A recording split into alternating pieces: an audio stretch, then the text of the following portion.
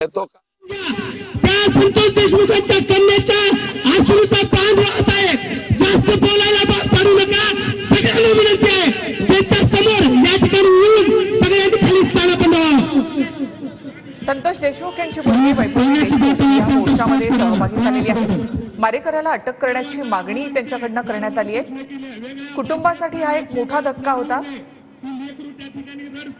तर संतोष देशमुख यांची लहान मुलगी या मोर्चामध्ये सहभागी झाली। आम्हाला न्याय द्या अशी मागणी त्यांनी केली। वैभवी देशमुख या आक्रोश मोर्चाच्या दरम्यान भाऊक झाले। देशमुख कुटुंबाला न्याय द्या असं म्हणत सकल मराठा समाजाकडून हा आक्रोश मोर्चा काढण्यात आला। लातूरच्या रेणापूर या ठिकाणी हा आक्रोश मोर्चा काढण्यात आलेला आहे। संतोष देशमुख यांची हत्या होऊन आज 19 दिवस उलटले, मात्र अद्यापही यामध्ये मुख्य सूत्रधार हाती लागलेले नाही।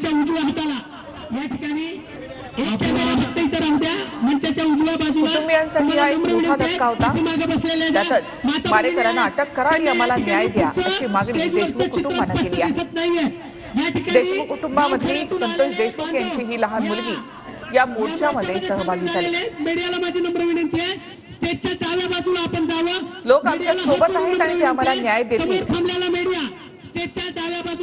असं त्यांनी म्हटलंय। मंचाच्या परत पुन्हा एकदा सांगतो, मंचाच्या डाव्या आणि उजव्या बाजूला थांबलेल्या बांधवांनी या स्टेजच्या समोर स्थानापन्न व्हावं।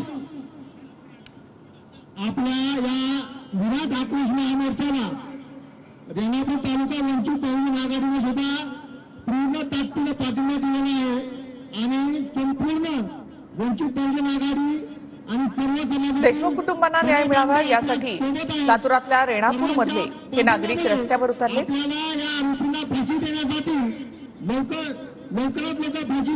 या आक्रोश मोर्चामध्ये संतोष देशमुखांची मुलगी भाऊक झाली।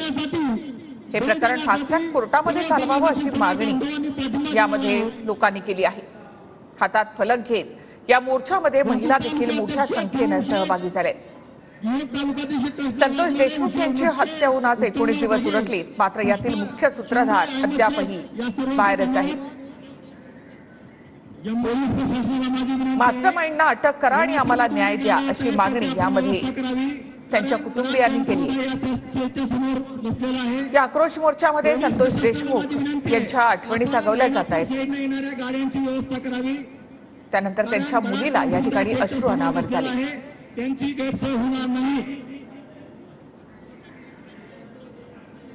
संतोष देशमुख 3 टर्म त्या ठिकाणी सरपंच होते। बीडमधल्या सर्वपक्षीय नेत्यांनी हा मुद्दा उचलून धरलेला आहे। तसंच यासाठी पहिल्यांदाच लोक रस्त्यावर उतरले।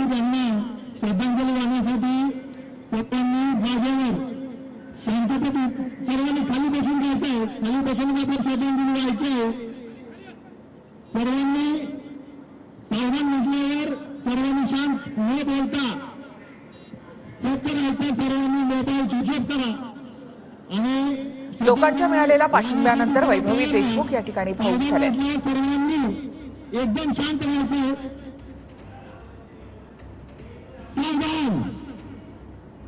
अनपेक्षितपणे घडलेल्या या घटनेनंतर देशमुख कुटुंबाला मोठा धक्का बसला।